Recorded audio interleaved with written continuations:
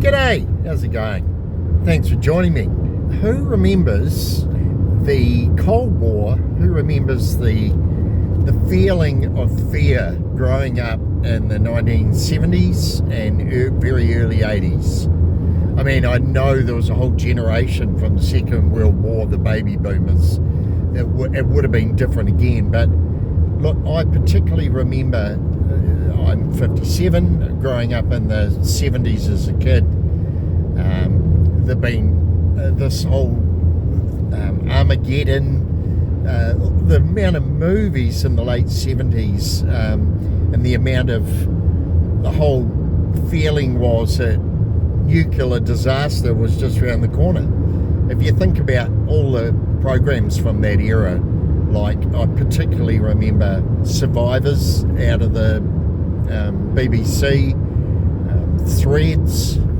Threads was an amazing movie, extremely fearful at the time. So Threads, what else was there? There was The Day After from out of the States, and then all those other movies like A Boy and His Dog, Planet of the Apes. All of that was all centered around we were at the end of our time. Now, some of that stuff really had an impact. I do recall being at high school, 1981 it might have been. I was about 12, and there was some guy here in New Zealand on TV predicting that the end of the world was such and such a date and there was going to be a nuclear disaster. It just put the fear of God into everyone. Maybe some didn't take it in, but I do recall we lived in a rural town, middle of the country, and I remember digging a bunker in the backyard. We had a big open backyard sort of thing, a bunker with iron on the roof, across the roof, and I had a fire inside, and there was soil all over the roof. Little hatch, you get in, and had a fireplace inside, and I used to go in there and I'd plan, this is where I'll survive when the bomb drops. I can still remember lying in bed at night thinking, oh yeah, the American air base is at Christchurch Airport, they'll flatten that, they'll take out Christchurch, but we should be all good because we're far enough away. And around that time there was also the programs like The Good Life on the BBC out of the UK, and I remember thinking, oh yeah, I'll have to learn to live off the land, I'll have to survive and live off the land. Now look, it must have had an impact across the globe, that kind of thing. There must have been hundreds and thousands of people with me. Maybe that's what stems to the prepper culture, you know what I mean, that's in the States, and well, it's all over the world, that prepper culture, and now it's coming back even more with the way the world is. And that's kind of where I wanted to go with the talk too. You know, that whole feeling of Armageddon or annihilation is imminent just disappeared as we drifted into the mid-80s, late 80s, with the Berlin Wall coming down, Russia imploded. There was the Arms Proliferation Treaty, which the Americans signed with Russia, and they started limiting nuclear weapons. I think if you ask the general 12 to 20-year-old age group now, they'd know nothing about it, and they would have no idea that all that nuclear weaponry is still sitting there amongst seven nations that have nuclear weapons? Not sure, it's even more now, isn't it, with North Korea. All of that sitting there waiting to annihilate us.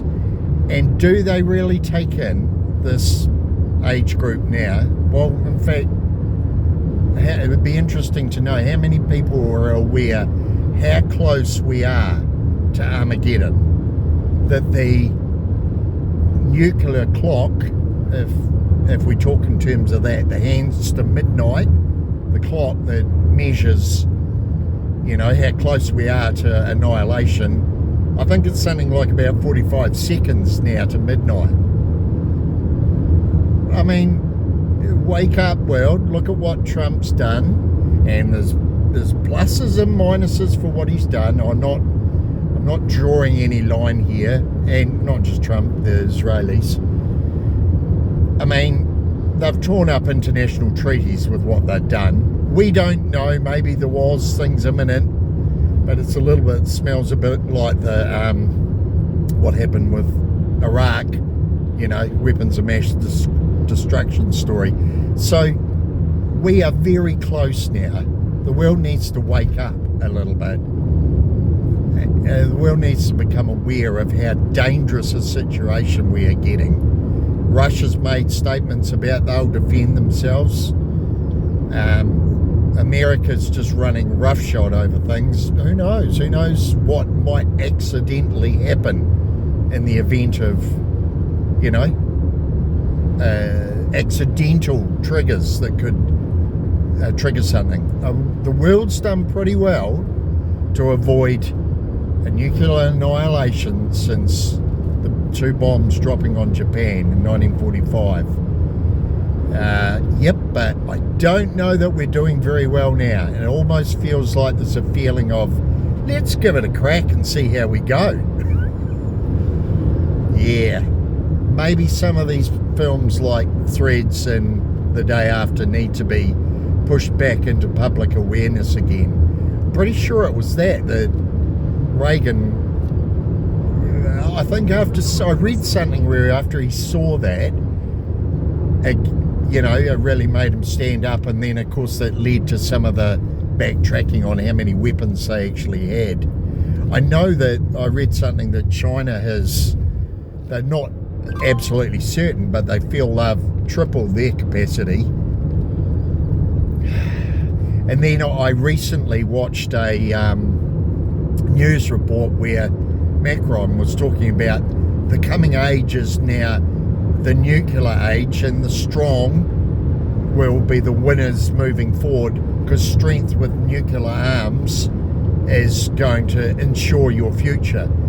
It's fucking insane, excuse my language. So they're going to expand more nuclear weapons. In Australia, here in our territory, are building 4 nuclear submarines. I just shake my head. Anyhow, guys, I hope you enjoyed that little rant. I'll see what I can explore next time. Join me next time. Tony's Talk signing out.